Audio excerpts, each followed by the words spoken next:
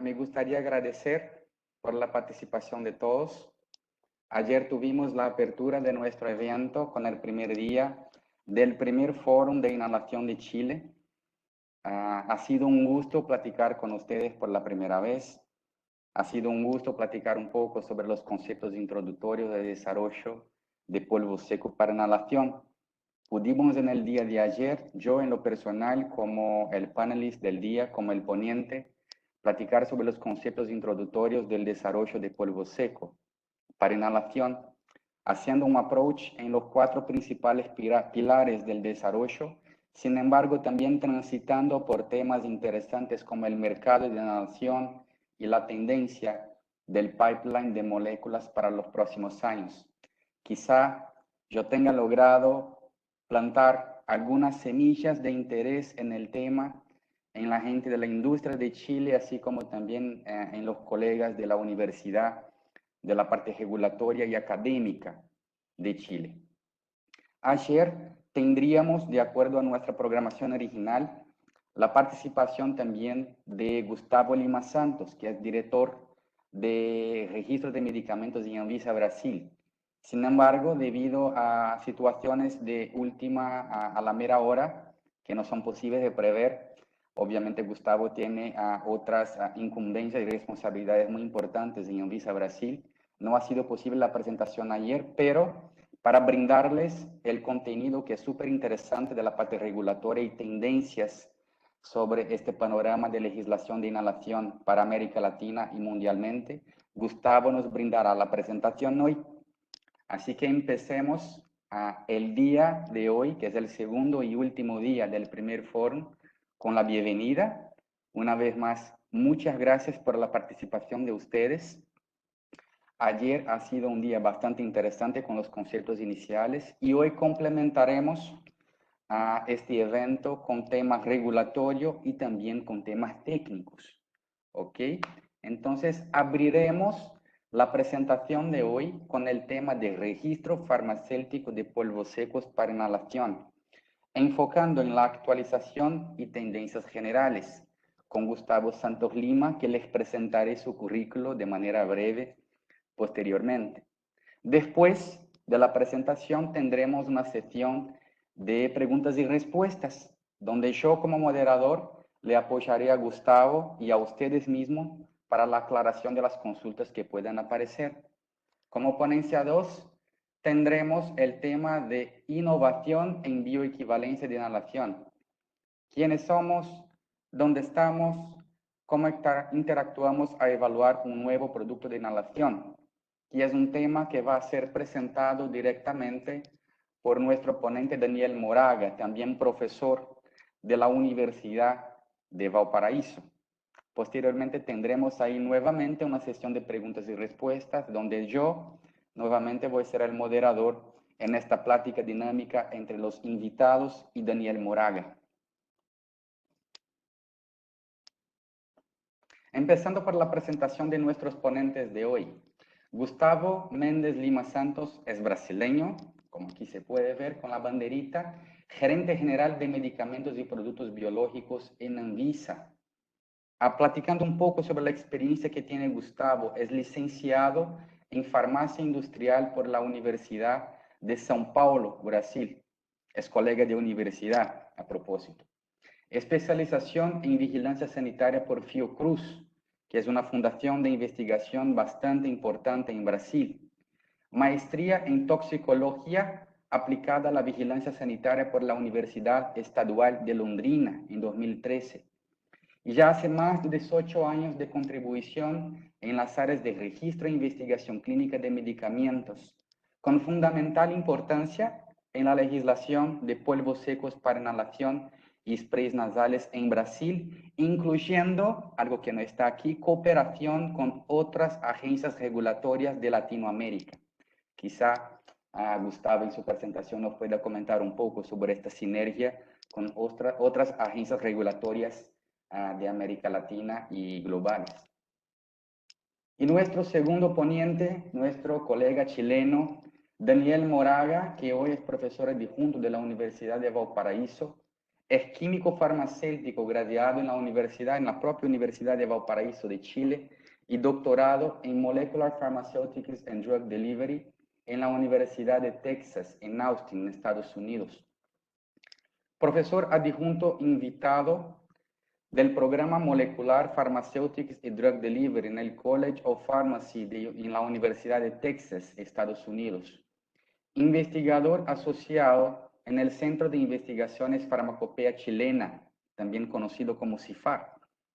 Miembro del Consejo Editorial de las revistas científicas Drug Development and Industrial Pharmacy y la revista AAPS Pharm Sci-Tech. 11 años de experiencia académica y cerrando con 7 años de experiencia en la área de inhalación, siendo parte de ellos con actividad de investigación en AstraZeneca en Redwood City, Estados Unidos. Algunas orientaciones para los invitados. Los invitados no tienen ningún tipo de posibilidad de abrir la cámara o mismo abrir el micrófono. Esto por un tema de evitar ruidos durante la presentación. Sin embargo, durante todo el curso de la presentación, a lo largo de la presentación, tanto de Gustavo, que va a ser la primera, como de Daniel Moraga, que va a ser la segunda, se pueden enviar preguntas en tu idioma, en español, en el chat o en esta parte que es llamada de Q&A, ¿ok? Las preguntas al final de cada presentación van a ser leídas para el ponente para que puedan tener su aclaración hecha de acuerdo a lo preguntado. Y finalmente, les informo que la presentación va a ser grabada. Durante su proceso de registro para el evento había un término de consentimiento donde se dio el permiso para ello.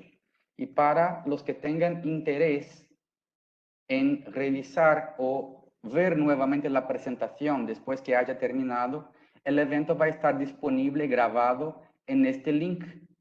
En este link se puede acceder y ver nuevamente la presentación grabada de los dos ponentes.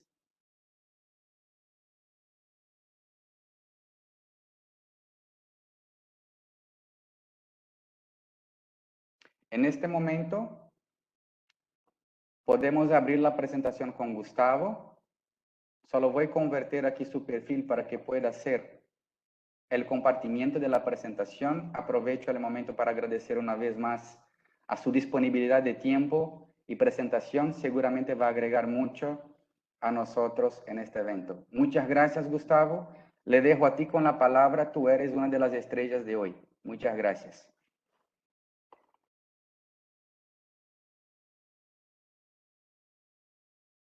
Estás en el mudo, Gustavo. Esto pasa con todos, ¿eh?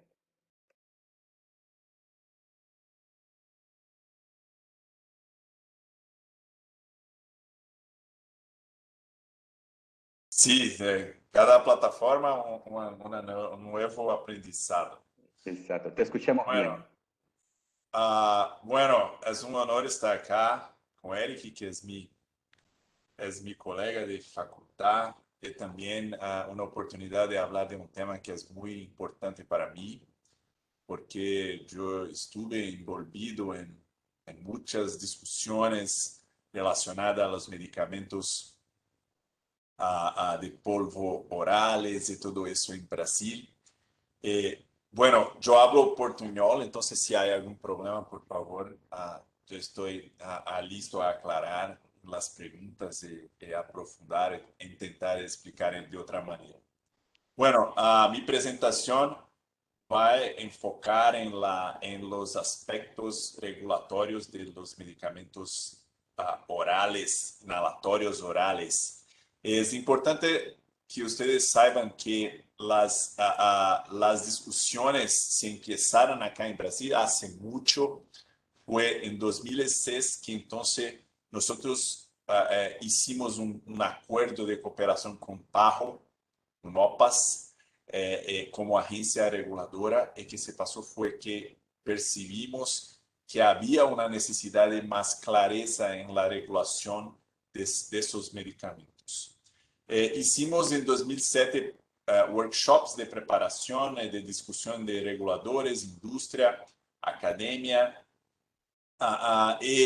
Aquele momento que pensávamos que poderíamos tratar todos os medicamentos orales, nasales, todos juntos. Pero que se pasó fue que percibimos que los medicamentos orales necesitaban de una discusión más profunda, más clara de los requisitos, especialmente en lo que dice respecto a los requisitos de comparabilidad in vitro y de comparabilidad in vivo. Esos medicamentos son medicamentos que son muy importantes acá en Brasil, porque son medicamentos que, que están destinados a tratamento de doenças que son muy prevalentes acá, como asma, como especialmente como la doença pulmonar crônica obstructiva. Especialmente a asma foi incluída nos programas brasileiros de distribuição de medicamentos e é por isso então que temos uma preocupação muito grande com o desenvolvimento, com a formulação, com os estudos que mostram que são seguros e eficazes. Em 2013 hicimos uma nota técnica que foi resultado da discussão de los requisitos que entendíamos que eran más importantes para la comparabilidad de esos medicamentos, pero que se pasó fue que para llegarmos a una decisión como agencia reguladora de cuáles son los estudios de los requisitos para desarrollo y para comparabilidad de esos productos, que hicimos fue que primeiramente, definimos e subimos quais eram os critérios técnicos e chegamos a um acordo sobre os requisitos técnicos necessários para se demonstrar esses aspectos. Também, o trabalho de convergência internacional foi importantíssimo, porque nós sabemos que cada país tem uma realidade completamente distinta, pero nós não queríamos fazer um trabalho que já estava hecho por outras agências. Então, o que hicimos foi considerar as discussões técnicas que estavam sendo hechas em outros países para decidir sobre nossa regulação e assim aplicar em Brasil os requisitos. Bueno, nosotros sabemos que los productos inhalatorios orales son productos que son destinados a ter una liberación en un sitio de acción directamente en el pulmón, que entonces tenemos dosis más bajas para ter efectos más pronunciados, sin todos los limitantes de la administración oral o los inconvenientes de la administración inyectable. Pero sabemos que hay fatores limitantes cuando nos preocupamos con los productos orales. Y son ellos la deposición pulmonar y también de qué manera la droga es liberada de lo dispositivo. Entonces, esos dos aspectos fueron los aspectos que nosotros en Anvisa, como agencia reguladora, consideramos los más críticos y que cuando pensamos en desarrollo de nuevos productos, son los aspectos que consideramos principales. Cuando hablamos de deposición pulmonar, sabemos que existe una preocupación que la cantidad que llegue al pulmón sea una cantidad que sea suficiente para que se hace el efecto. Sabemos que mucho de lo producto que es administrado puede ser depositado en las regiones superiores, como la región de la boca. Más de 90% es deglutido en la administración oral. Y los 10% que va a ser el efecto tópico. Pero sabemos que también hay una parte de la fracción que es deglutida que es responsable también pelo efecto sistémico de los medicamentos, que también tiene que ser evaluado. Entonces, la proporción de la cantidad que es depositada en el pulmón y la cantidad que es depositada en la boca y que es deglutida, tiene que ser considerada como todo para pensar cuál es el efecto de ese producto. Y también sabemos que eso está muy relacionado a la manera que está formulado el producto, porque la cantidad que va a ser depositada en las vías aéreas superiores depende del tamaño de las partículas. Por eso, entonces, en ese slide lo muestro que cuando tenemos partículas que são superiores a 5 micrômetros, são depositadas na região orofaríngea e deglutidas. A óptima região de sedimentação é esta que está entre 1 e 5 micrômetros. Essa é a formulação, esse é o particulado que é óptimo para sedimentação e que vai ser em diferentes estágios em brônquio serão depositados. E tem uma parcela que é muito pequena que tem uma grande possibilidade de ser exhalada. Então, não será depositada porque é muito pequena e não vai ser expelida com o flujo. Então, nós sabíamos que a deposição pulmonar seria algo que seria muito crítico e que seria algo que teríamos que ter muita atenção como reguladores, porque se pensamos em desenvolvimento de produto, queremos que o produto seja depositado adequadamente. E também os mecanismos, dependendo das partículas, podem ser diferentes. Então, o tamanho de partícula determina se uma partícula será depositada por impacto, quando é diretamente jogada à parede de alvéolo. Também há o fenômeno de sedimentação, deposição eletrostática e difusão também, se é muito pequeno. Então, tudo isso tem que ver com as partículas, tem que ver com o tamanho. Então, nós sabíamos que isso era crítico. E o outro aspecto crítico é que a droga teria que ser liberada do dispositivo. E isso, claro, que a quantidade que seria liberada do dispositivo teria que ser uma quantidade que seria suficiente, que seria bastante para o efeito do produto. E nós sabemos que há diferentes dispositivos, diferentes formas de se pensar em produtos inalatórios orais, polvos secos, produtos que são inaladores pressurizados, de dose medida. Então, nós sabíamos que havia uma especificidade em lo dispositivo que também seria importante que nós estejamos atentos na hora de se regular esse produto. A regulação, então, foi considerada os 3 principais aspectos. O desenvolvimento clínico, que as pruebas de efetividade e de segurança do produto baseado em los estudos que são verificados para ter certeza de que o produto não trará problema.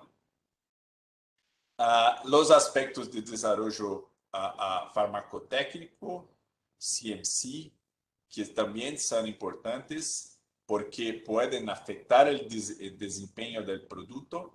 E também, quando falamos de genéricos ou produtos que são comparáveis, temos que ver com muito detalhe a equivalência terapêutica.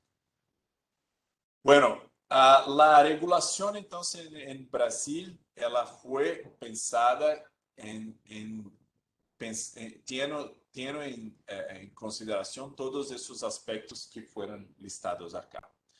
E nós sabíamos que havia a regulação de outros países como de Estados Unidos e Europa. Pero si vemos que as diferenças las abordajes para a aprovação e para a avaliação de comparabilidade de produtos inhalatórios, vemos que há uma diferença importante em la estratégia de las agências.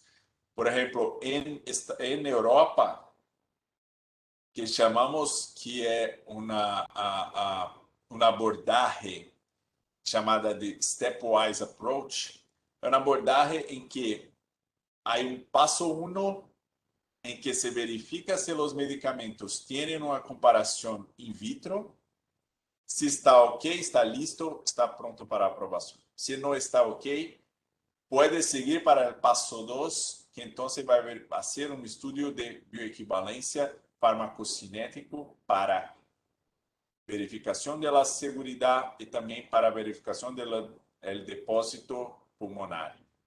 Se está ok, se termina e se aprova, pero se não, é possível um passo 3, que se hace estudo de potência relativa comparando a farmacodinâmica e estudos clínicos com outcomes clínicos de efetividade e segurança para se comprovar então a comparabilidade do produto. Isso é totalmente diferente da estratégia americana. Então, a estratégia americana, que é chamada de weight of evidence, essa estratégia verifica que todas as provas têm que ser apresentadas. Então, se tem que apresentar a comparação in vitro, se tem que apresentar a farmacocinética para a avaliação da segurança, a segurança sistêmica, e também se tem que apresentar os estudos de farmacodinâmica e de outcomes clínicos para efetividade. Então, uma estratégia totalmente diferente. E que hicimos em Brasil? Acá estou apresentando para você um artículo que é muito representativo da estratégia que adotamos acá e que conta toda essa história que estou contando para vocês. Bueno, nesse artículo que mostramos é que em Anvisa havia já uma estrutura normativa, já havia uma estratégia que era diferente. Em Anvisa nós temos uma resolução de bioisenção e tudo se empiezou allá. Nós teníamos uma regulação acá desde 2011 que dizia que os produtos que são soluções podem solamente apresentar pruebas de comparação in vitro. Pero se são medicamentos suspensões ou polvos, tem que apresentar estudos em vivo para demonstrar a comparabilidade. Isso se aplicava não só a inalatórios, mas a todos os produtos com o racional de que se o princípio ativo está totalmente dissolvido em uma solução, é possível, e se há comparabilidade de gotículas, se há comparabilidade dos recipientes, não há uma preocupação com o fenômeno de absorção. Não há uma preocupação com o fenômeno de permeabilidade. Então, pero quando temos uma formulação que é polvo ou que há particulado, há uma preocupação maior com como a formulação é hecha e de que maneira esse particulado pode impactar o fenômeno de absorção e permeabilidade. É por isso, então, que havia esse racional e que se passou foi que, então, a Anvisa começou como eu he dicho, a tratar especificamente os medicamentos de inalação oral. E foi então que publicamos la resolución en 2019, la resolución 278, que es una resolución que trata de todas las pruebas para demostración de equivalencia terapéutica de medicamentos inhalatorios orales. Y esta resolución dice que entonces que para los medicamentos a polvo son necesarios estudios in vitro, especialmente destaco acá los medicamentos, el teste de distribución aerodinámica de partículas por impactación en cascata, que es el teste más de desempeño del producto, mostrando cuál es el perfil de posición y de particulados en la formulación. Y también se tiene que presentar los estudios en vivo. Los estudios en vivo acá en Brasil pueden ser los estudios de farmacocinética, que son preferencialmente los estudios que tienen más capacidad de demostrar la comparabilidad tanto de la deposición cuanto de la cantidad que es absorbida por medio de la deglutición. Entonces, farmacocinética siempre los estudios preferenciables, pero si hay alguna inviabilidad de hacer los estudios de farmacocinética, entonces es posible hacer los estudios de farmacodinámica. Pero es importante destacar que los estudios de farmacodinámica tienen que ser discutidos previamente con Anvisa, porque nosotros sabemos que hay una gran dificultad de establecer la relación dosis-respuesta cuando hablamos de productos que tienen intención de tratar la asma. Nosotros sabemos que hay outcomes de efectividad como broncodilatación, prevención de broncoconstricción, pero hacer una relación con la dosis es algo muy desafiador, por eso que nuestra normativa no está totalmente contra los estudios de farmacodinámica, pero son estudios mucho más difíciles de serem conducidos. E quais são os desafios que temos agora para esses produtos? Primeiramente, é importante destacar que as regulações internacionais não são harmonizadas, como eu mostrei a vocês, e é por isso, então, que é um desafio, porque as companhias têm que pensar de que maneira os estudos podem ser aproveitados para diferentes países. E isso é algo que provavelmente será tratado em ICEAT, que está já discutindo requisitos para comparabilidade de produtos, e sem dúvida isso também será um ponto a ser discutido allá. Outro desafio é a questão da comparabilidade de dispositivos, porque nós sabemos que os dispositivos são muitas vezes há patentes de los dispositivos, então não é possível se tiene dispositivos que são similares e que hicimos acá em Brasil. Aqui temos que verificar se há uma comparabilidade de manuseio do dispositivo. Então, se por exemplo, o formato, a maneira que se acciona o dispositivo tem que ser parecida para que o paciente não se confunda com os produtos, senão não poderá ser genérico, não se poderá ser intercambiável. Há uma questão também da comparabilidade dos testes in vitro e os critérios de aceitação, porque, como eu he dicho, acá em Brasil, tem que se apresentar os estudos in vitro e estudos in vivo comparables. Entonces, en muchos casos no hay comparabilidad in vitro y hay cuestionamientos. Nosotros estamos abiertos para discutir, pero hay una expectativa que sí los resultados sean comparables en la abordaje estadística que fue establecida por nuestra resolución, que es la bioequivalencia populacional. Y también los requisitos de cambio pós aprobación también son algo que son desafiadores porque, diferente de otras formas farmacéuticas, en ese caso no está muy claro cuando un cambio se resulta en algo crítico que necesita una aprobación previa de Anvisa y cuando no.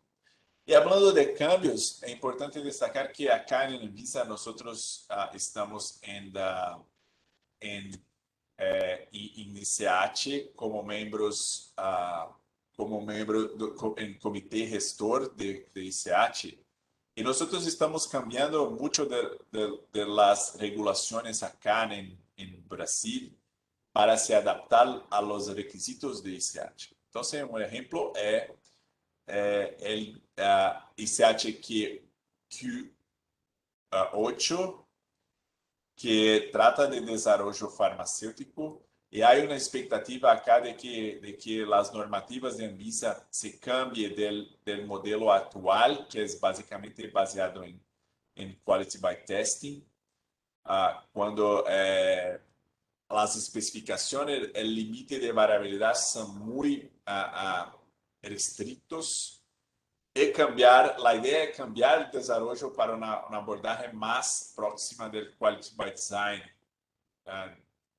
donde que hay un conocimiento más sistémico del desarrollo, del proceso de producción, los parámetros de producción, y hay la posibilidad de más cambios,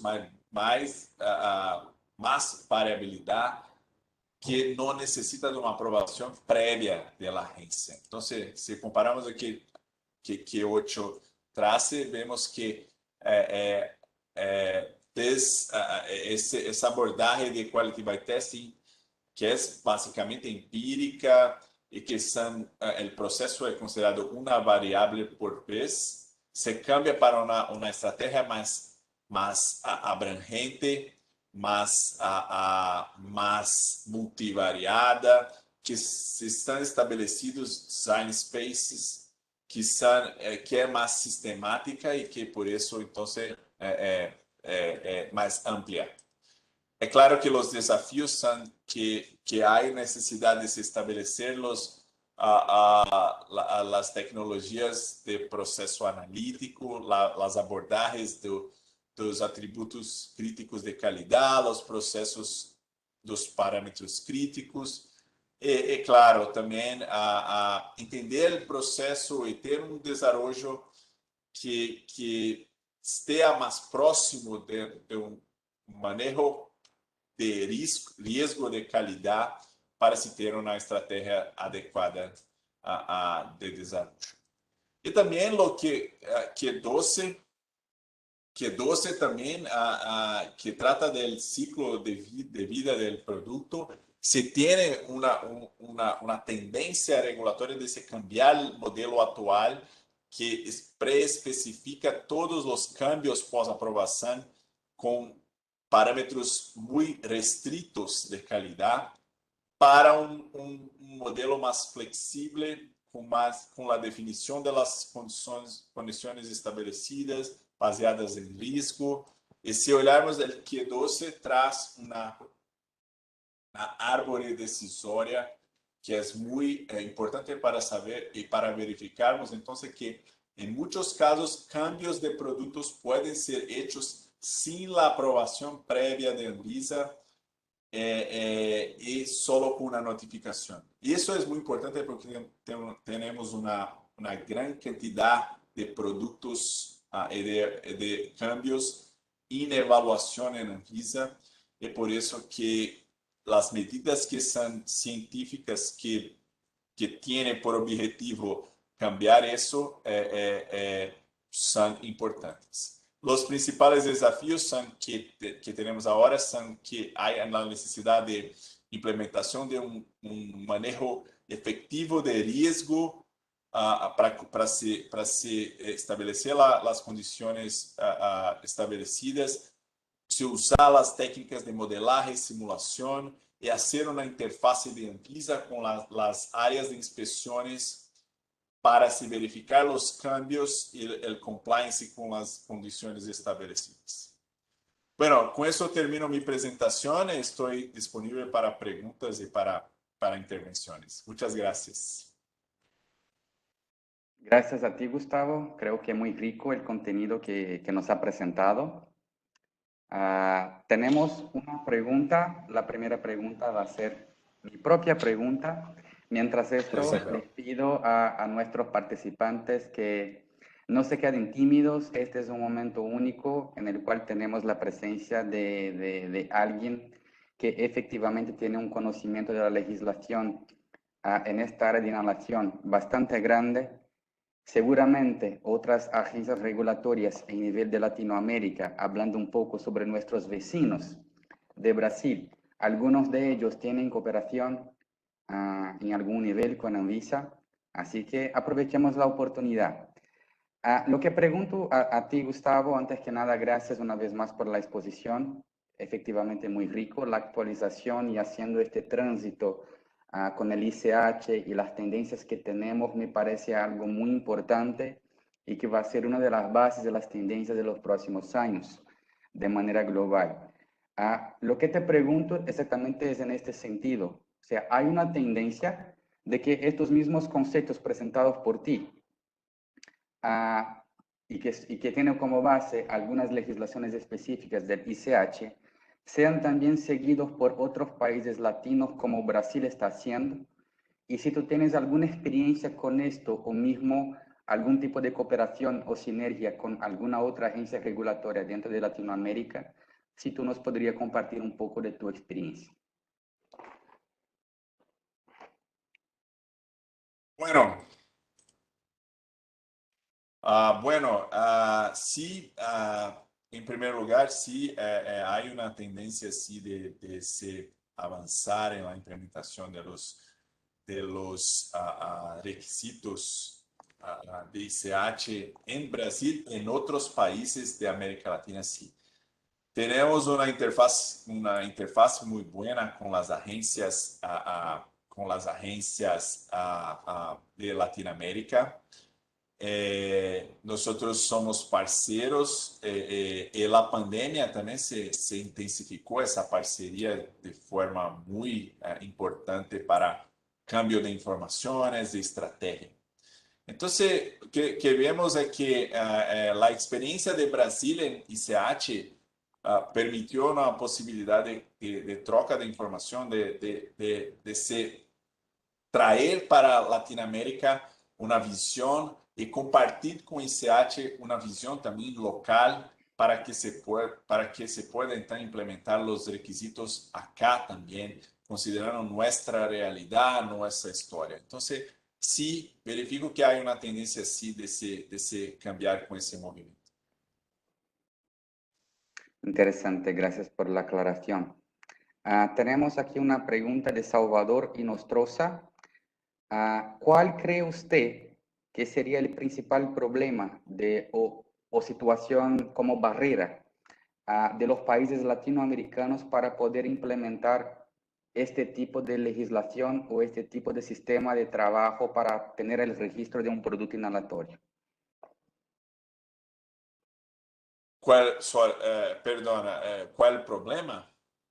¿Cuál sería la principal barrera o reto para que los países latinoamericanos, con el panorama actual de cada legislación, o hablando de manera general, pueda hacer la implementación de todas estas reglas, por así decir, que vienen del ICH o del EMA o del FDA?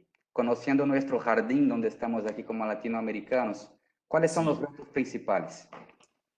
Sí, bueno, la implementación de los requisitos tiene que siempre considerar la cultura farmacéutica del país. Yo digo cultura porque, por ejemplo, en Brasil nosotros vimos de una situación en que había una gran cantidad de productos con desarrollo nacional que tenían que cambiar su forma de comprender los requisitos de calidad, seguridad y efectividad para que puedan entrar en ICH. Y no es posible que solo la agencia, pero también las industrias nacionales tienen que estar juntos en una decisión como esta. Entonces, la estrategia que yo pienso es la más efectiva es que se traen también las industrias para esa cultura de ICH, para que tengamos un cambio en el país como un todo, porque no solo basta la agencia establecer los requisitos si no es posible para las empresas cumplirlos. Entonces tiene que ser un diálogo, tiene que ser una construcción. Ok, entonces yo creo, mi amigo Gustavo, que el mensaje que se queda para nuestros colegas latinoamericanos de otros países como Chile, Argentina, etcétera, es que es importante que la comunicación sea sinérgica, ¿no? Que los institutos de investigación, la academia, la universidad y también la industria puedan ponerse en contacto para intentar encontrar la mejor manera de absorber estos conceptos y tendencias que vienen de fuera, customizando, obviamente, de acuerdo a la necesidad y contexto regulatorio de cada país.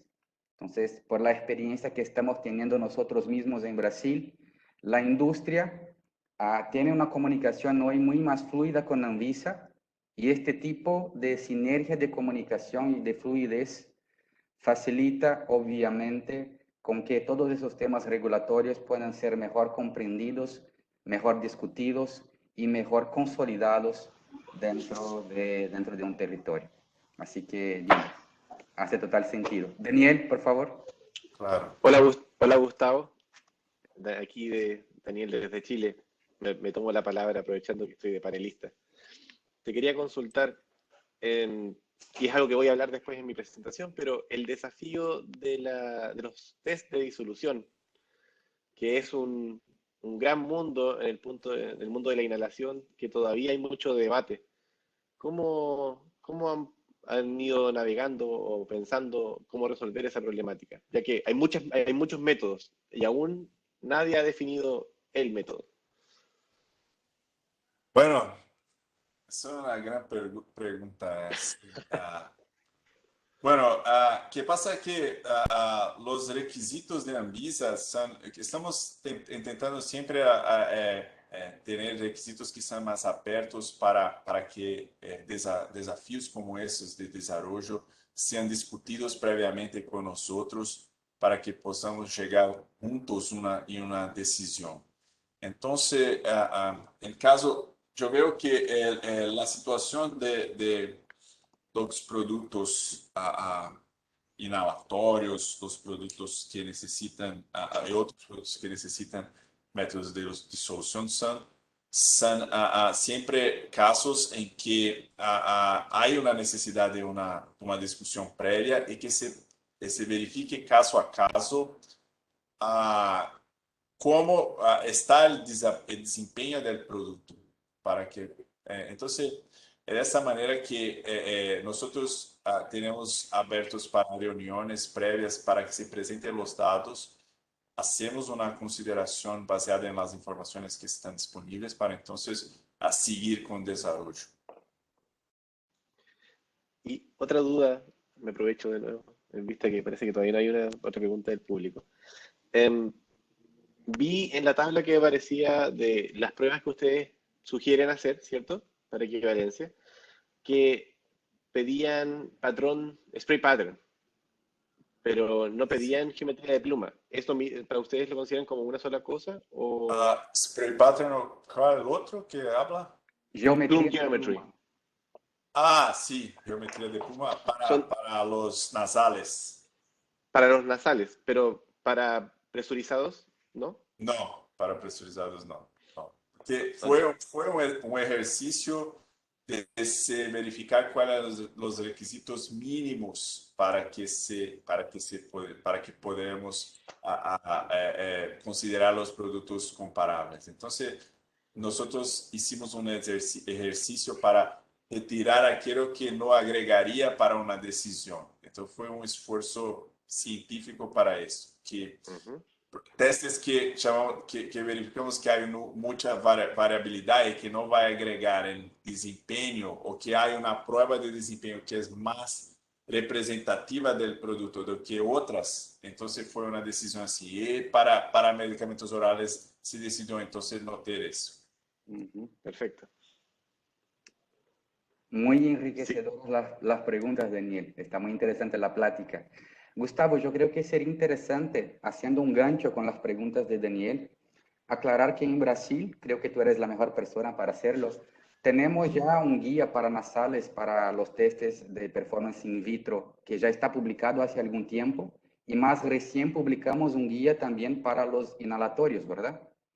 Exactamente, son guías que son más detallados, que son más orientativos, que dicen el número de frascos, cómo hacer los testes la posición de los frascos. Entonces son guías más detallados que nosotros buscamos aclarar dudas de cómo ejecutar, y fueron baseados en métodos generales de farmacopea, pero también considerando la estadística que fue aprobada, la bioequivalencia populacional para la mayoría de los testes. Okay. Y para la gente de la academia, los amigos latinos que son de la industria, que tengan interés en tener un poco más de conocimiento más profundo sobre nuestra legislación, ¿se puede obtener estos guías desde el website de Anvisa, Gustavo? Sí, están todos disponibles allá. Perfecto. Tenemos una pregunta que yo creo que es interesante por la parte técnica. Ayer, haciendo una pequeña revisión, yo hablé sobre los conceptos introductorios para desarrollo de un DPI, enfocando en los 4 pilares principales, que son el API, el dispositivo, el proceso de mezcla y las lactosas. Creo que Gustavo se desconectó.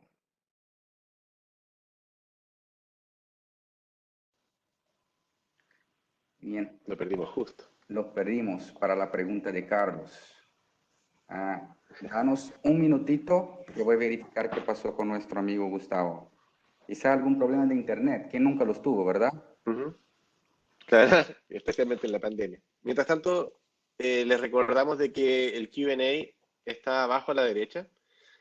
Pueden, porque a veces nos han pasado que nos han mandado preguntas por el chat o por el Q&A, así que les pedimos que para ordenar todo, manden la pregunta por el Q&A que está abajo a la derecha en un globito que es diferente al del chat. Lo presionan, escriben su pregunta y así nosotros podemos ir organizando las consultas que vayan haciéndole a Gustavo, si es que logramos recuperarlo. Sí. Bien, Daniel, yo creo que podemos empezar su propia presentación. Yo voy hablando en paralelo con nuestro amigo Gustavo.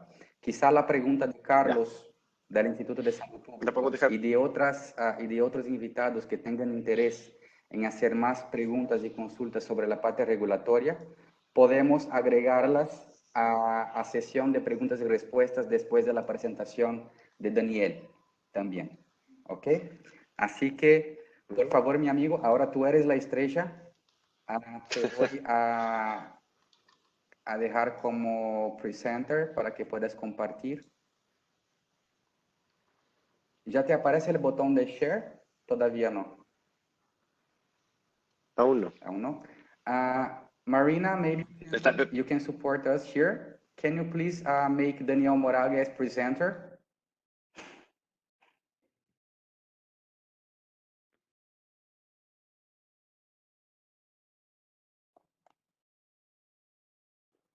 Completa. Okay. Thank you. There you go. I got it. Muchas gracias. Yo tengo la opción de compartir pantalla. Dame un segundo. Esto me equivoco aquí. Vamos a ver. Quedo aquí.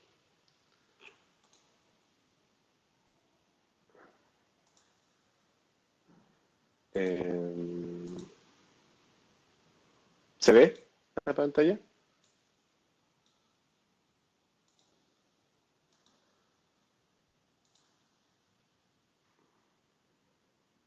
Perdón, ¿me escuchan?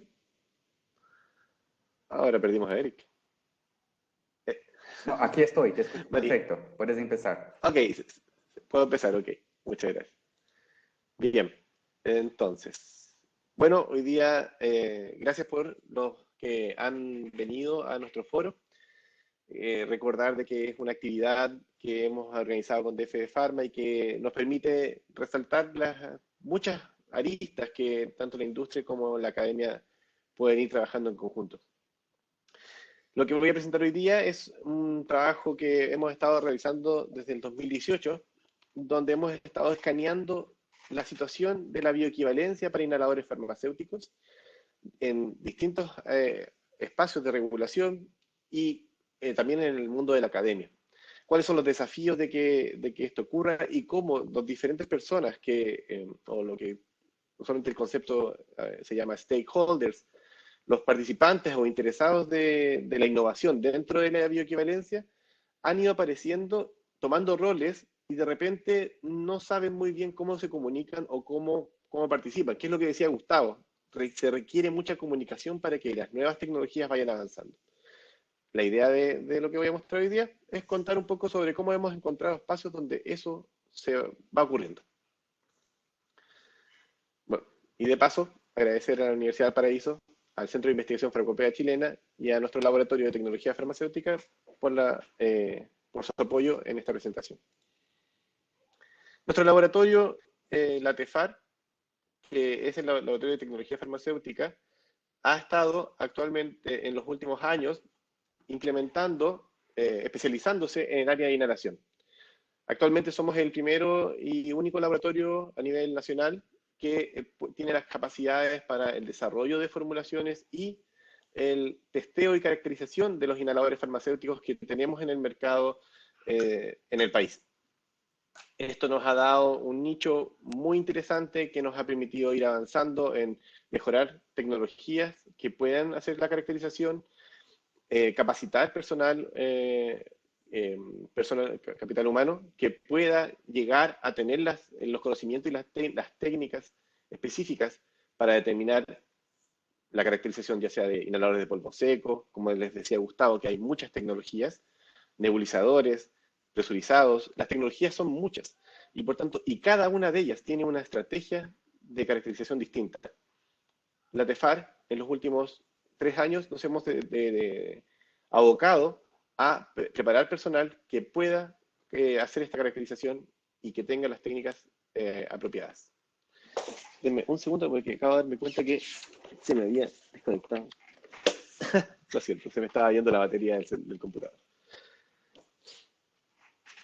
Así que con eso en cuenta, la idea de lo que voy a mostrar hoy día es este conglomerado de los desafíos que van apareciendo a medida que queremos caracterizar un nuevo producto y también las técnicas, qué pasa cuando las técnicas son nuevas también para caracterizarlo, porque la verdad es que no es tan sencillo.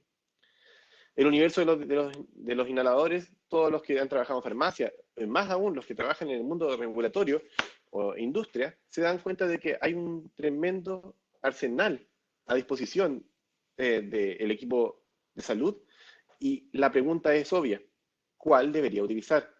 Las tecnologías son, la verdad, muy, muy diferentes, mecanismos distintos de aerosolización, de liberación de medicamentos, y por lo tanto no es llegar y tomar el A y cambiarlo por el B, como lo hacemos a veces con una tableta. Tiene una complejidad que era lo que Gustavo les comentaba, y que de que a nivel Latinoamérica, Brasil ya va mucho más avanzado, pero que todos deberíamos ir en la misma dirección. ¿Qué vamos a hacer cuando tengamos estos productos en el mercado y tengamos que determinar su calidad? Y quizá un poco como nivel de spoiler, les puedo contar de que los inhaladores farmacéuticos en general son bastante ineficientes entregando un medicamento. Por lo tanto, depende de la tecnología y la mezcla con la formulación y la mezcla del paciente, esos 3 factores, los que van a hacer de que la terapia sea o no eficiente. Estoy moviendo esto acá. Por tanto, cuando hablamos de bioequivalencia, se aparece un factor que usualmente, en el caso de la inhalación, es muy importante, pero usualmente no lo teníamos tan detectado en otro tipo de formas farmacéuticas. Cuando eran tabletas, cápsulas, inyectables, la verdad es que el paciente no tenía más rol que quizá tomar el medicamento a la hora correcta. Pero en el caso de la bioequivalencia de inhaladores orales, es un desafío muy grande porque dependemos de que la técnica que use sea la correcta. Eso además de tener también la formulación correcta y el dispositivo. Entonces, que el dispositivo sea fácil de usar, que la formulación sea eficaz, estable y que el paciente esté bien entrenado, todo eso nos lleva a un potencial de bioequivalencia. Y eso porque los factores son múltiples. Si vemos la anatomía de los seres humanos, por mucho que nos parezcamos, los pulmones no son todos iguales. Y las bifurcaciones van a ser distintas y por tanto va a haber dificultades. Los dispositivos y formulaciones van variando. Algunos son de inhaladores de polvo seco, no hay un propelente, no hay energía y depende del paciente. En otros casos, la energía la entrega el dispositivo. Entonces, hacer bioequivalencia pasándome de una tecnología a otra no es tan fácil. Las propiedades físico-químicas de las drogas, especialmente cuando hoy en día se expanden. Teníamos antes, solamente nos enfocábamos mucho en tratamiento local, pero hoy en día el pulmón, que sabemos que es un órgano altamente irrigado, es la puerta de entrada para productos que pueden ser tan eficaces como un producto administrado de forma intravenosa. Estamos hablando de las insulinas, que hoy en día son uno de los gran auges que se están, Afresa, por ejemplo, un producto que está tratando de entrar al mercado y da una alternativa a los pinchazos tradicionales y otras formas farmacéuticas que generaban inconveniencias. El tamaño aerodinámico, todos vamos a hablar de esto, lo dijo ayer Eric, Gustavo también ahora lo comentaba, es la clave de una inhalación y de que lleguemos a un producto equivalente. Es quizás la prueba más importante y de hecho por eso Gustavo lo comentaba antes, es efectivamente una caracterización que debe venir en el portafolio de caracterización de inhaladores farmacéuticos. Y finalmente el paciente, que no por eso es menos importante, la verdad es que el cómo los entrenamos, el tener un etiquetado, también lo comentaba Gustavo, que tenga una claridad sobre las instrucciones de administración es sumamente importante. Cuando nos vamos al tema de bioequivalencia, caracterizar es lo más importante. Es la clave de saber si esos productos van a poder ser intercambiables o no. Por tanto, la prueba máxima, que es la más importante de esto, que se llaman los impactadores de cascada. En este caso, lo que muestro aquí en imagen es un impactador de cascada tipo Andersen, pero que fue tradicionalmente el gold standard hasta más o menos principios de los años 2000, alrededor del 2003 empezó a cambiar esto, pero todavía es considerado una de las técnicas clave para caracterizar un inhalador. ¿Qué hacemos? Lanzamos una dosis del inhalador, el impactador de cascada selecciona las partículas en su forma aerodinámica, que también pueden volar a través del inhalador, del impactador, y finalmente te separa la fracción que es respirable para determinar la eficiencia del inhalador. El tema, volviendo un poco hacia atrás y hacia adelante, ¿cierto? Con Gustavo, es que, como él les comentaba, las estrategias que se usan para ir evaluando la bioequivalencia en inhaladores farmacéuticos varía de país en país, o de zonas, si queremos verlo así. La FDA y la EMA, les comentaba también Gustavo, y me lo puedo pasar un poco más rápido, tienen estrategias distintas. La FDA lo hace por el peso de la evidencia, y en ese caso dice, bueno, tendrás que demostrarme testeos in vitro, como la caracterización de cascada,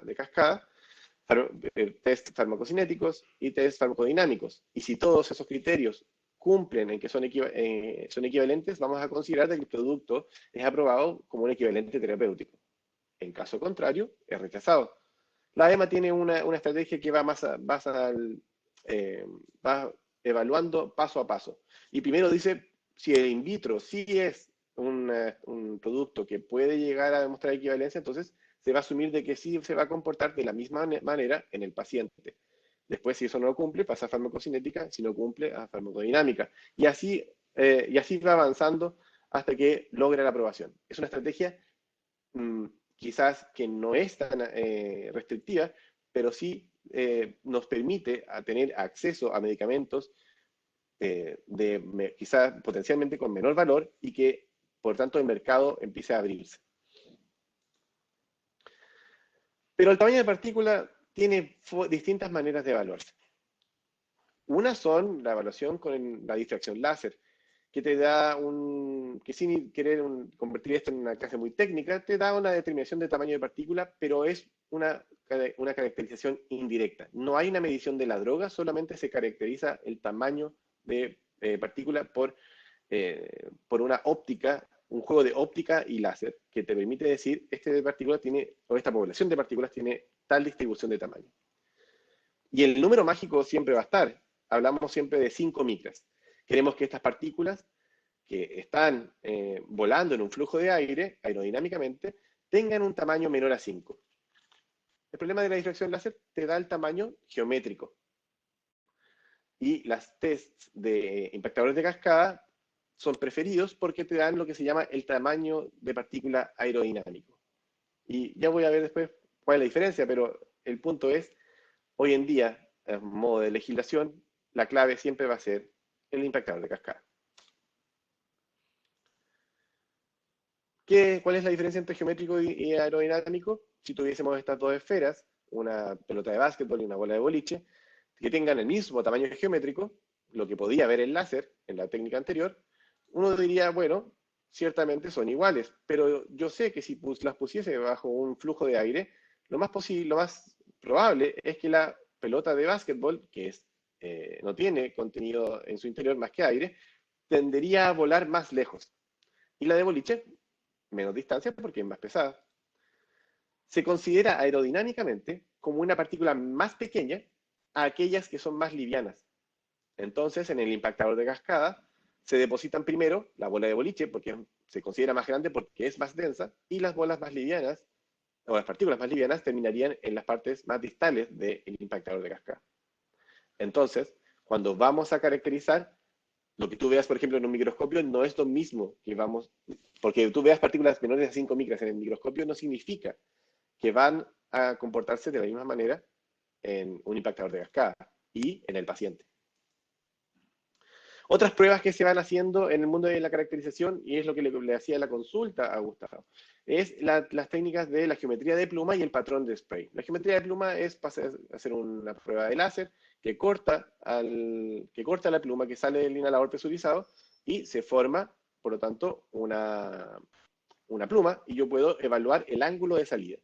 Y el patrón es hacer el mismo corte de láser, pero por la parte frontal y ver el ovoide que se forma cuando las partículas cortan el láser, pasan a través del láser. Este tipo de pruebas, que las hemos estado implementando ahora aquí en la Universidad de Valparaíso, en nuestro laboratorio, y que apuntan a caracterizar distintas cosas. Por ejemplo, queremos ver la integridad de la válvula, queremos ver que el inhalador dispara más hacia la lengua o hacia el paladar, o la distancia que recorre la pluma es tan larga que llega hasta el fondo de la garganta. Ese tipo de caracterización que puede llevarse al mundo fisiológico nos da varias ideas de cómo podríamos evaluar estos productos y su eficiencia. Pero los desafíos no quedan ahí. Si nos quedamos solamente con la parte inicial, que es este inhalador que sale, estas partículas que se depositan y son caracterizadas por tamaño, el desafío sería sencillo. El problema es el siguiente. Comentaba antes de que las técnicas que son validadas, por ejemplo, en el caso de los láser, son todas técnicas indirectas. Pero el desafío en los inhaladores farmacéuticos es que sus dosis son muy potentes y son muy pequeñas. ¿Eso qué significa? Tenemos técnicas analíticas, por ejemplo, que pueden medir la dosis total emitida desde un inhalador, si es que yo la obtengo de la dosis totalmente extraída desde este dispositivo. Pero, si el producto no está pensado para su efecto sistémico, ya que el pulmón es casi un gran intestino que puede absorber a gran velocidad, entonces hay límites de qué cosas puedo evaluar. Por ejemplo, el salbutamol, que se usa en efecto tópico, o sea, perdón, en local, va a generar su efecto y yo podría evaluar la concentración que es emitida. Pero muy posiblemente, debido a su baja concentración, va a costar mucho obtener concentraciones plasmáticas de salbutamol en la sangre. Y eso es porque, de hecho, las partículas hasta a veces son diseñadas para que se retengan en el pulmón y nunca sean absorbidas. Existen complejos con cobre, por ejemplo, que se pueden lograr para obtener este tipo de formulaciones. El desafío, debes tener claro si el producto es de efecto local o efecto sistémico. Y en las primeras regulaciones, a veces eso no está claro.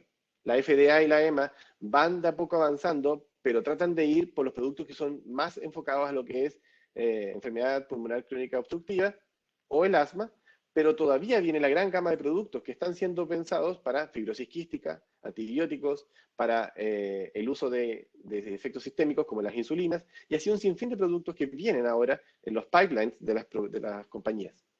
El desafío sigue creciendo. Bioequivalencia se está enfocando ahora en la parte de farmacocinética y farmacodinámica. Queremos ver el efecto de la parte farmacodinámica del paciente si logra recuperar su capacidad pulmonar. Y claro, el FEV, que es la clásica prueba para probar la recuperación pulmonar el volumen expiratorio forzado que puede generar el paciente, es una buena prueba, y es parte de las pruebas de bioequivalencia. Pero ¿qué pasa cuando ese producto no está destinado a mejorar la capacidad pulmonar del paciente, sino que solamente está enfocado a un efecto sistémico? Eso va complejizando el proceso de la bioequivalencia que estamos hoy en día tratando de avanzar.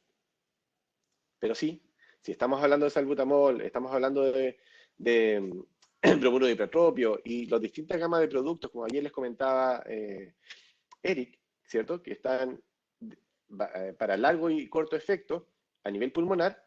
Este tipo de técnicas de farmacodinámica como el FEV me va a permitir, y la espirometría forzada, me van a permitir evaluar si hay una respuesta positiva desde el paciente y por lo tanto que ambos productos son equivalentes terapéuticamente. La idea de lo que yo les planteé en el título era también de los desafíos, dónde estamos y qué está pasando. Y pasa lo siguiente, nuestros inhaladores farmacéuticos son evaluados actualmente con lo que se llama el puerto de inducción, que está aquí a la derecha, abajo de la palabra USP. Es el diseño de entrada al impactador de cascada que toda agencia regulatoria sugiere utilizar para evaluar la calidad de nuestros productos. El problema es que la anatomía del ser humano no tiene una forma de una tubería con una L de 90 grados. Y eso, por tanto, hace que el acercamiento hacia el potencial efecto fisiológico se aleje de los datos y, por tanto, digamos, qué tan extrapolable es lo que veo in vitro con lo que voy a ver in vivo.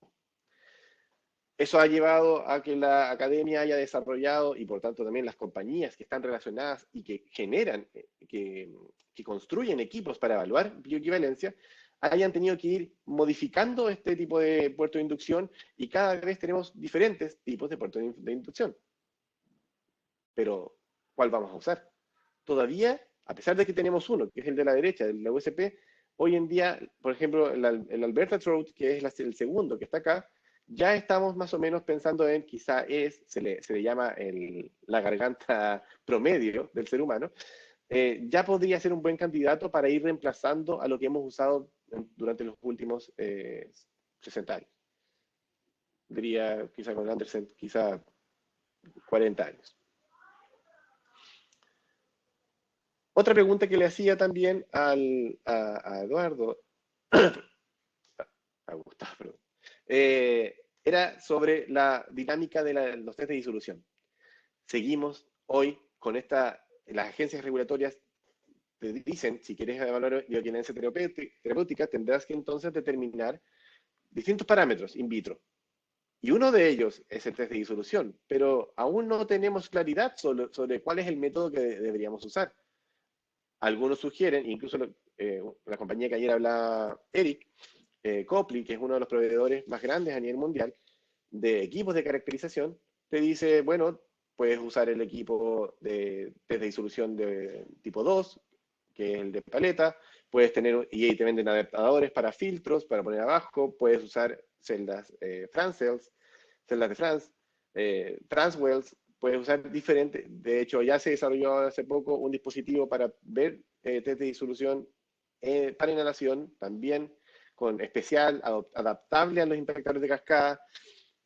Hay muchas opciones, pero aún no tenemos una que es la que debamos seguir, porque todavía hay mucha prueba. Entonces, mi gran mensaje que quiero recordarles y dejarles a todos es, aunque tenemos guías que nos van normando y nos van guiando, aún hay mucho atrás, mucho trabajo que se está desarrollando que todavía no sabemos si estas van a cambiar en el futuro.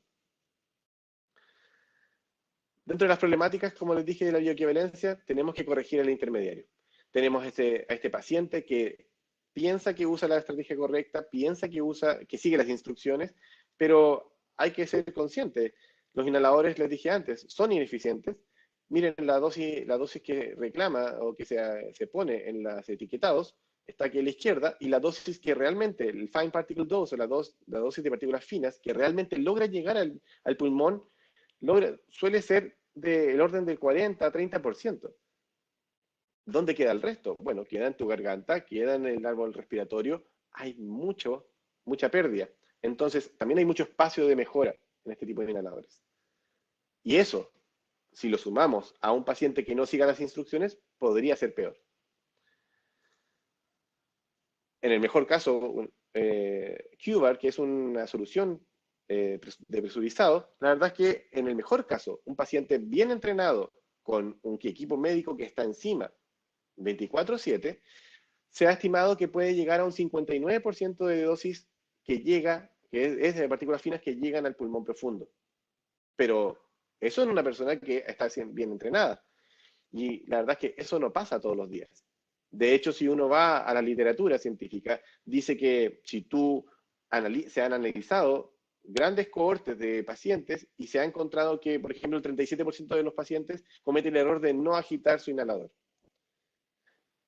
El propelente, en el caso de los presurizados, prácticamente es un antisolvente de todo. Muy pocas drogas son solubles en HFA, los hidrofluoroalcanos. Por lo tanto, casi siempre tengo una forma de suspensión para aplicar el producto. ¿Se deben agitar esos productos? Sí, porque, o si no, la suspensión no es homogénea al momento de mandar una droga, de emitir una dosis. 37% de los pacientes no lo hace. 50% de los pacientes no expira antes de inhalar y por tanto no sigue las instrucciones de inhalación que permitan llegar a ese 59%. Porque lo otro es que hay que decir es que nuestro pulmón es extremadamente eficiente filtrando partículas. Entonces, no es que también nuestros dispositivos sean malos, nuestro pulmón es muy bueno, evitando que las partículas externas lleguen al alveolo.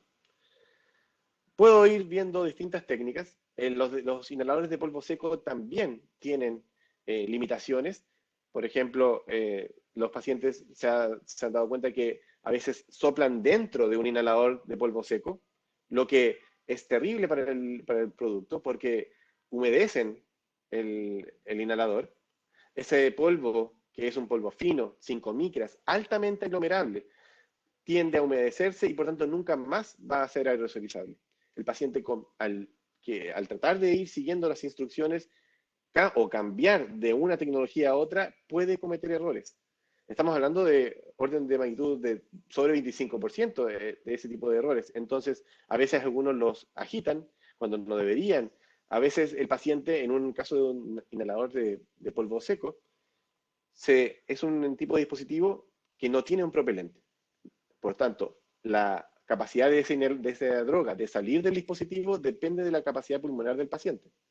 Si un paciente inhala suavemente, poco de esa dosis va a llegar al pulmón. Entonces, hay un 24% de pacientes que inhala con la misma, suavemente, igual como se le indica, por ejemplo, los presurizados, que tienen más años en el mercado y que son lo que ellos ya conocían, 60 años de historia, inhalan lentamente siguiendo instrucciones de otro dispositivo y obtienen una dosis subterapéutica debido a que no se les enseñó o que cuando obtuvieron el producto no siguieron las instrucciones del folleto. Entonces hay mucho espacio para que la bioequivalencia cueste llegar a ella. Hay muchos componentes o factores. La mejor estrategia, educar. Se ha encontrado que puedes reducir hasta un tercio los errores de administración solamente teniendo sesiones de 15 minutos educando a tus pacientes y reeducándolos para que puedan así tener un mejor manejo de las terapias. Pasa también con los padres y madres que están a cargo de sus hijos y que deben aplicar este tipo de terapias hacia el paciente, un paciente que no sabe seguir instrucciones, o un paciente postrado que también no puede seguir una instrucción porque está inconsciente. Hay formas de mejorar este tipo de terapias. La educación es, como siempre, lo más importante para evitarlo, para mejorar. Y así la bioequivalencia sigue avanzando. Hoy en día, lo que antes, estoy hablando en los 90, se hablaba de que los inhaladores deberían ser siempre evaluados sobre cuánta dosis me queda en mi dispositivo. Antes que se hacía, decía, saque la lata de un presurizado, póngalo a flotar, el método antiguo, póngalo a flotar en agua. Si la lata flota, entonces su dispositivo tiene droga. Y si la lata se va al fondo del agua, entonces si se va al fondo, tiene, y si está flotando, está vacío. El problema de eso es que salbutamol, por ejemplo, que es el que más se presenta en la forma de presurizados, es extremadamente sensible a la humedad. Si la boquilla de la válvula presurizada entra en contacto con agua, todo el sistema dentro de la lata puede llegar a colapsar, porque el HFA, que es el propelente de este tipo de productos, no es miscible con agua. O sea, todo el sistema podía colapsar y nosotros le dábamos la instrucción al paciente, evalúe si tiene la droga, está todavía dentro de este método. Por eso que ahora la regulación ha ido avanzando y dice, bueno, cuando queramos ver bioequivalencia, también pensemos en cuántas dosis le queda al producto. Y se han ido implementando de a poco el que tengan los inhaladores, traigan un contador de dosis. Como dato anecdótico, usualmente un inhalador presurizado tiene hasta 120, 200 tiros. Pero ese inhalador es capaz de disparar hasta 50 veces más solo propelente. Cuando no hay un contador de dosis y ese paciente está en una crisis y depende su vida de ese inhalador, y no saber si estoy en las últimas 50, que es solo propelente y es un placebo, es un problema que va más allá de la regulación. Es un tema de seguridad. Ese paciente puede morir con algo que pudo haber sido resuelto muy sencillamente. Y eso nos lleva a que las agencias regulatorias han estado peleando con este tipo de conceptos, porque son productos que, a pesar de que llevan mucho tiempo en el mercado, deben ser evaluados en gran detalle. Un presurizado suele estar constituido por una lata que trae la droga, una boquilla de dosis medida y un dispositivo plástico que se le llama el actuador.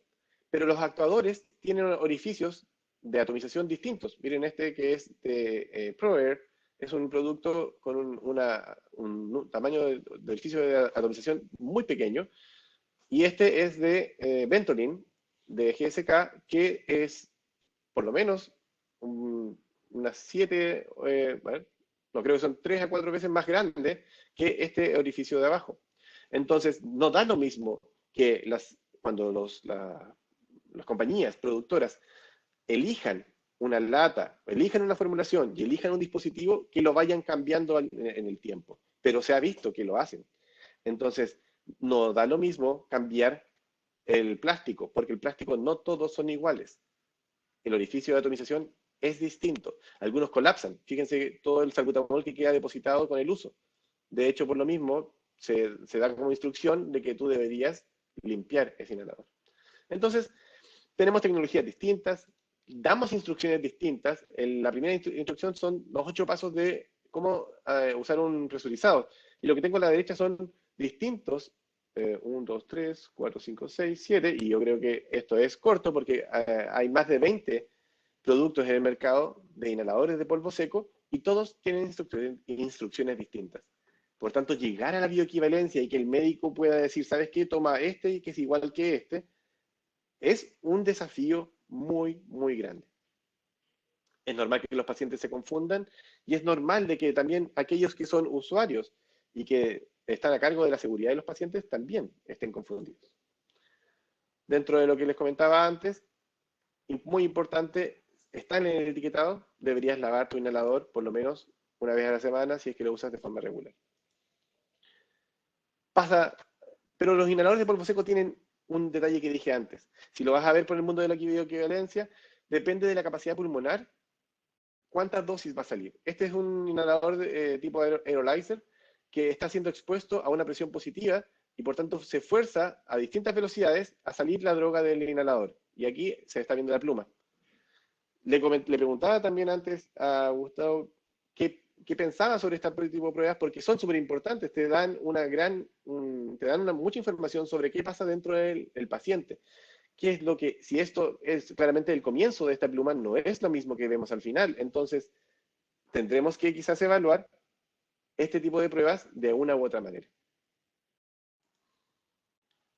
Es parte de nuestro laboratorio el desarrollar tecnologías de caracterización que puedan ayudar a responder estas preguntas.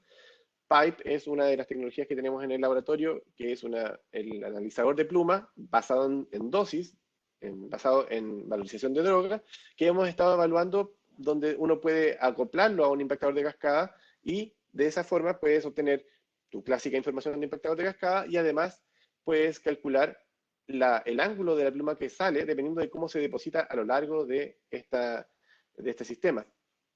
Sus ventajas: funciona mientras estamos simulando una inhalación y funciona en un espacio confinado, que es lo que realmente ocurre en la boca del paciente, comparado a las técnicas que existen de láser, donde se dispara una dosis al aire. Esto ya hemos demostrado que funciona para inhaladores nasales, presurizados, y ahora pronto estaremos publicando sobre los inhaladores de polvo seco. ¿Dónde estamos nosotros en la bioequivalencia? Lo que voy a mostrar ahora es parte de una publicación que uno de mis estudiantes más brillantes en los últimos años que he tenido, Jonathan Gallegos, escribió, y que tuvimos como equipo de trabajo la oportunidad de desarrollar con la Universidad de Texas hace ya un par de meses atrás, que es el análisis de un poco de las técnicas que hay para hacer bioequivalencia, aquellas que están implementadas, aquellas que están por implementarse o que están tratando de ser implementadas, y un análisis de los stakeholders que les comentaba antes, el análisis de quiénes son los que participan para que las bioequivalencias y las tecnologías de bioequivalencia sean adquiridas. En ese análisis encontramos de que no estamos solos. Era la primera vez que aparece un mapa en publicaciones científicas y que decía bien dónde están las compañías, por ejemplo, dice que desarrollan las nuevas tecnologías de bioequivalencia, los grupos de investigación. Y ellos colaboran para generar técnicas que los laboratorios que se dedican solamente a bioequivalencia puedan testear.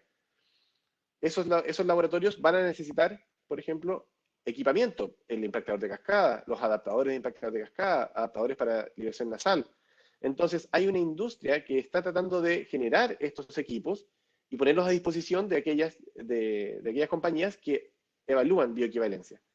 Pero se alimentan de lo que viene de los grupos de investigación que han desarrollado los cálculos matemáticos, la teoría detrás de estas técnicas.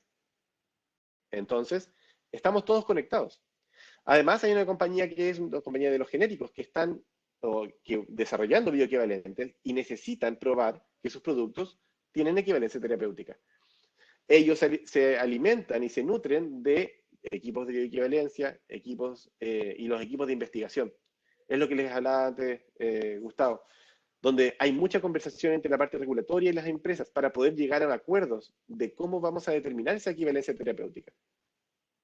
Y más adelante, y no por eso menos importante, están las agencias regulatorias que nos van a poner los límites, las farmacopeas que indican estrategias específicas sobre cómo caracterizar estos inhaladores, y los proveedores de salud. Y finalmente el paciente, que, aunque queda un poco abandonado al final, no tiene mucho poder de decisión sobre qué va a pasar, sobre si va a haber un producto nuevo bioequivalente o no va a haber.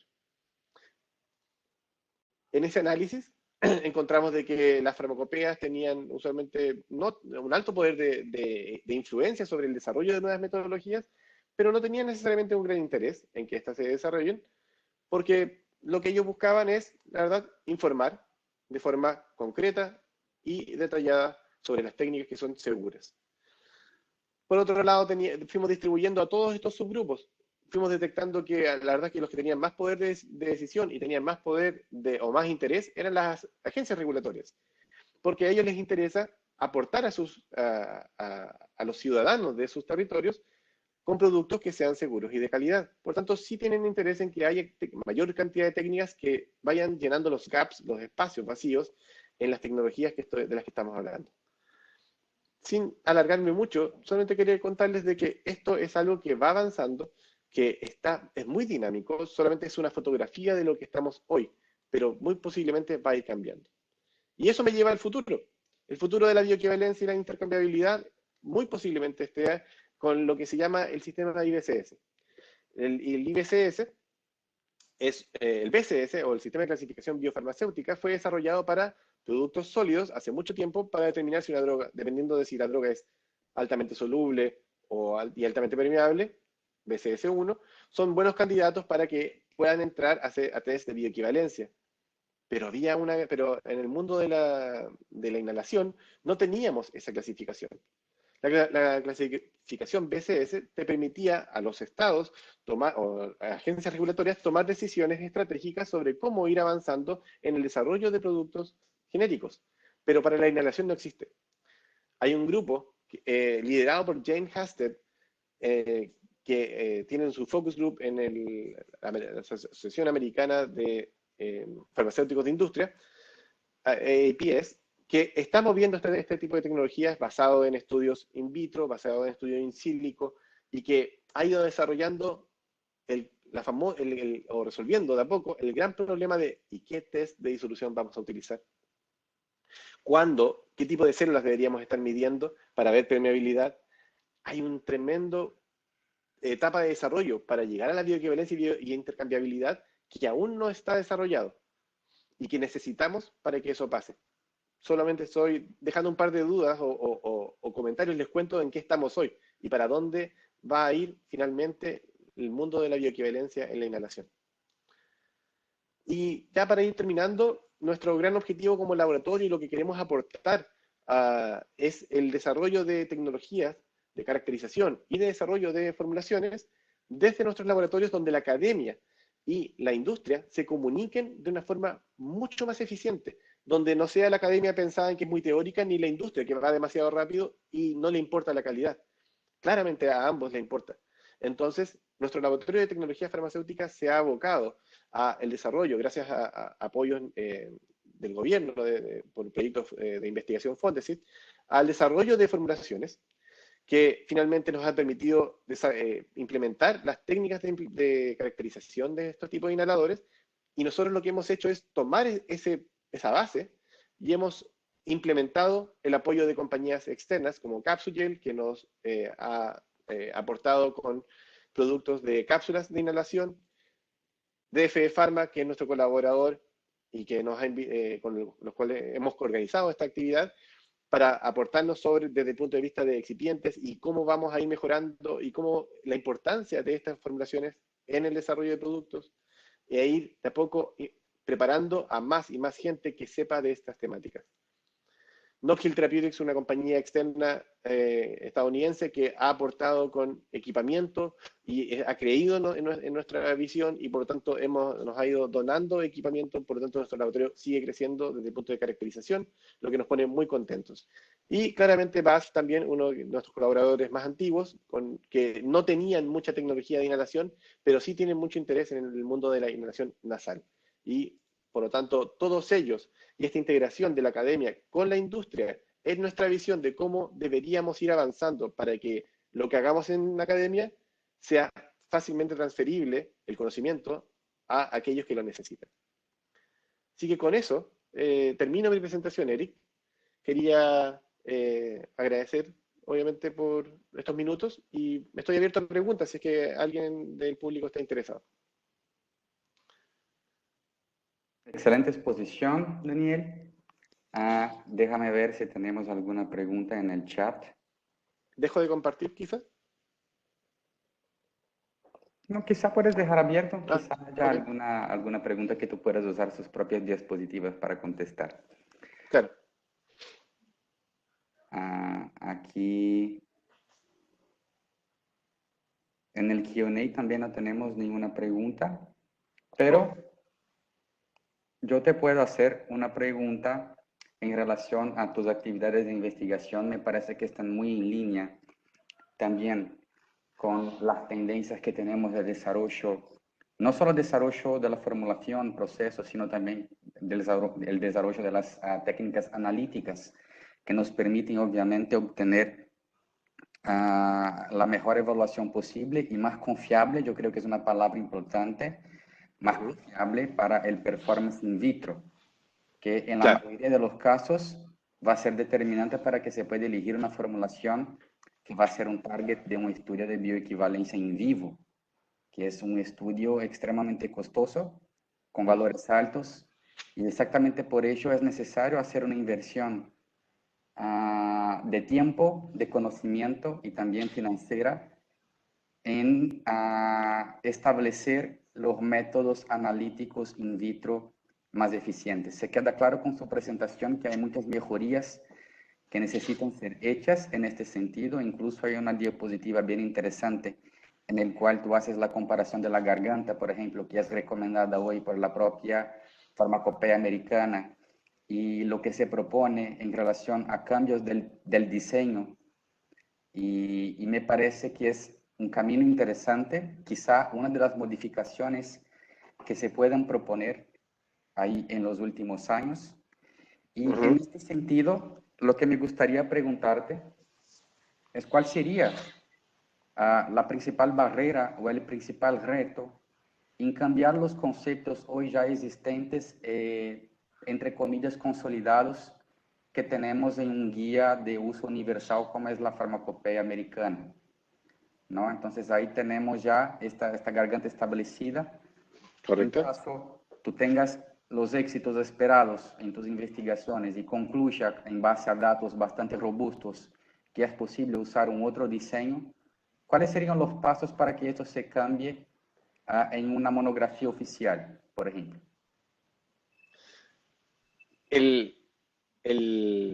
La pregunta que haces es muy buena porque de hecho fue la que gatilló la publicación que escribimos con Jonathan Gallego, que actualmente trabaja en Prater, Laboratorios Prater.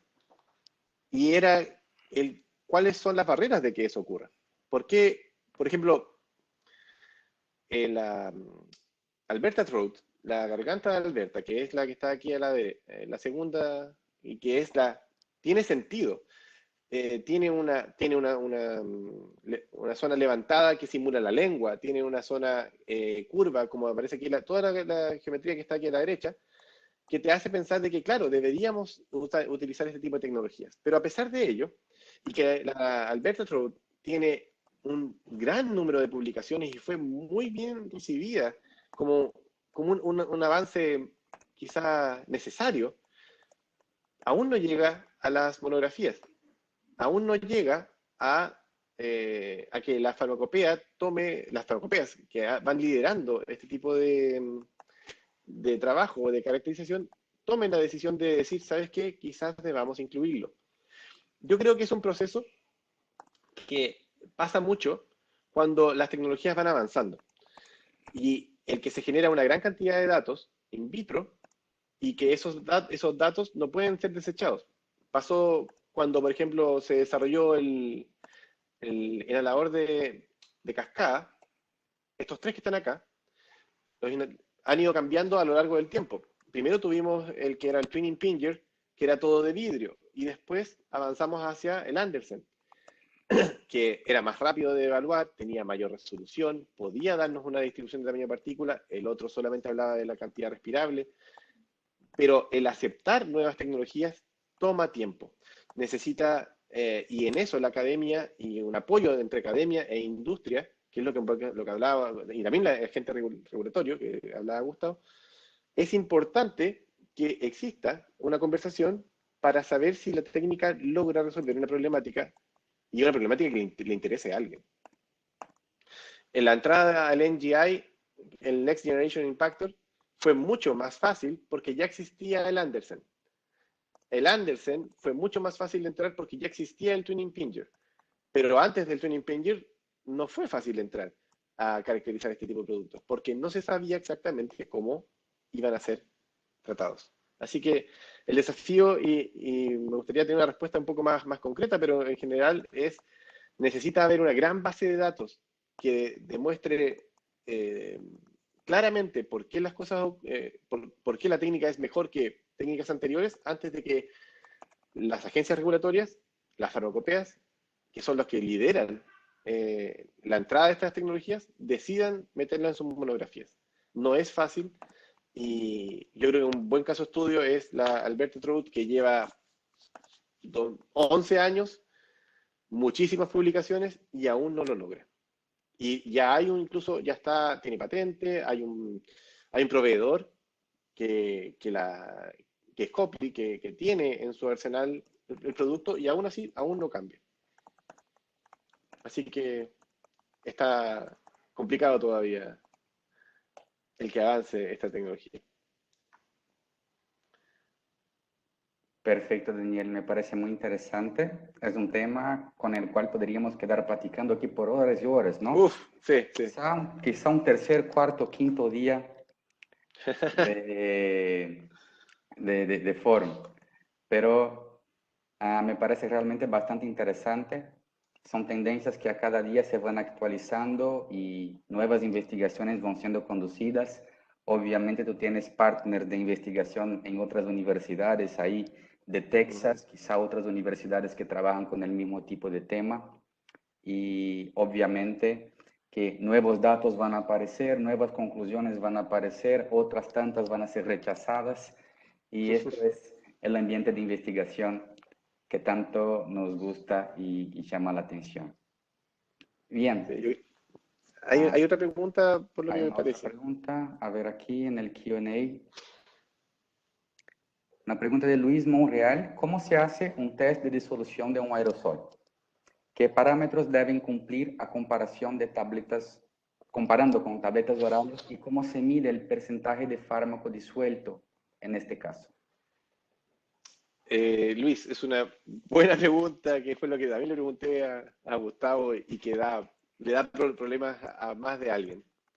Incluso en mi laboratorio estamos desarrollando un método y también nos da problemas.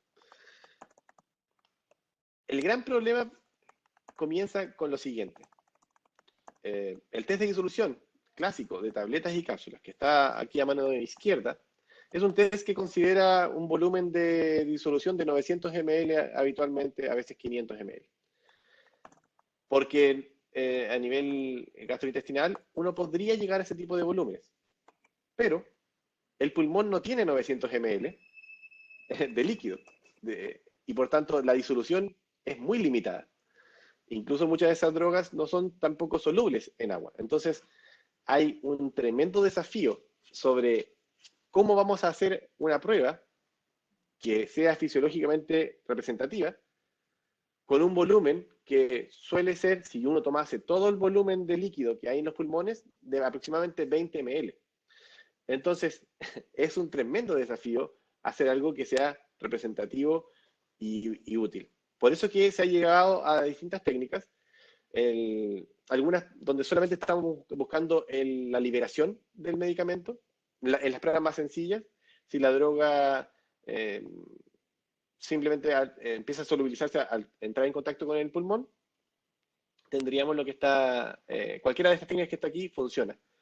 Pero cuando el volumen es más limitado y quizá hay una liberación controlada, deberíamos evaluar los transwells, que tienen volúmenes mucho más pequeños, aproximadamente hasta 5, 10 ml, dependiendo del tipo de equipo. Son quizá técnicas que tienen más sentido.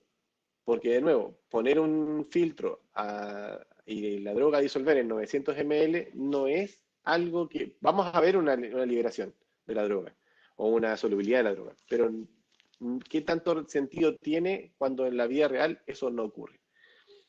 Di una respuesta un poco vaga, pero Luis, es un desafío gigantesco el poder definir cuál va a ser la técnica, porque hoy en día hay, creo que son alrededor de 8, y eso es solo con la técnica. Además está la segunda discusión, ¿qué líquido deberíamos utilizar? ¿Buffer?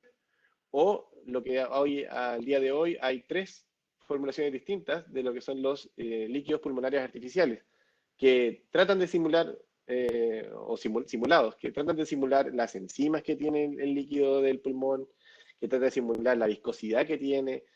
Hay mucha, el pulmón no, es bien complicado, entonces tiene esos desafíos. Ojalá que tengamos una respuesta pronto, pero por ahora tenemos un poco de libertad para, mientras podamos demostrar lo que queremos demostrar de forma robusta, podemos usar distintas técnicas. Creo que con eso vamos cerrando, Eric, porque el tiempo también nos va, a menos que haya aparecido otra pregunta, pero creo que no. Bien, a chequear último aquí en el chat. Bien, tuvimos la pregunta de Luis que fue ya brillantemente aclarada por tu parte. Bien, me gustaría entonces de agradecerlo una vez más, Daniel. Realmente muy rico el tema que pudiste traer a nosotros. Esperamos que para 2022 tengamos nuevamente la oportunidad de organizar un evento similar con temas actualizados, con temas distintos, quizá traer para platicar con nosotros también a alguien del seguimiento regulatorio dentro de Chile que nos pueda Claro. contribuir un poco también con su experiencia y con las tendencias que se observan en otros países de América Latina que no sean Brasil. Así que te agradezco. Te pediría un segundo, Daniel, solo para compartir unas consideraciones finales, si es que tú puedes Claro. ya dejo de compartir, ¿ok? Sí, dejé de compartir. Perfecto. Marina, can you please make me a presenter? I will just make the final considerations here, and I have one slide to Sí. share. Give me 1 second.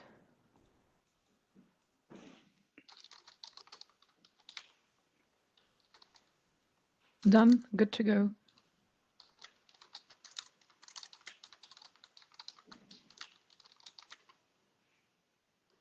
Okay, thank you very much.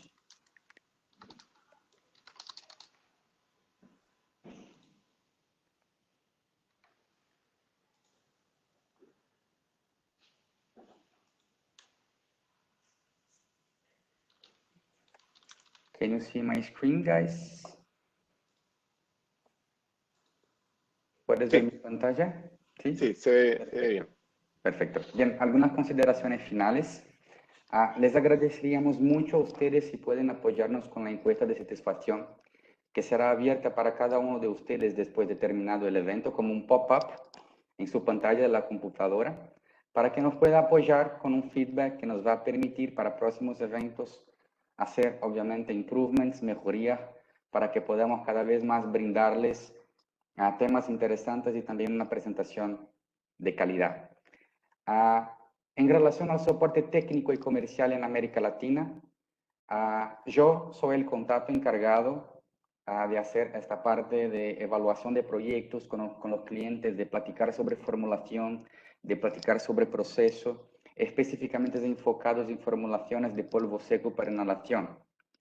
Y en la parte de partnerships y sinergia académica, específicamente con la Universidad de Valparaíso en Chile y con el laboratorio del profesor Daniel Moraga.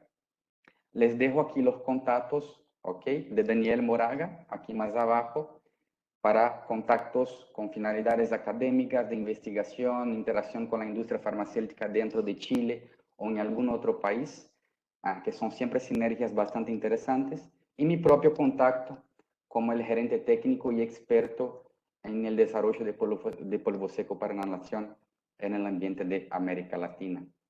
Entonces, ahora yo dejo de compartir,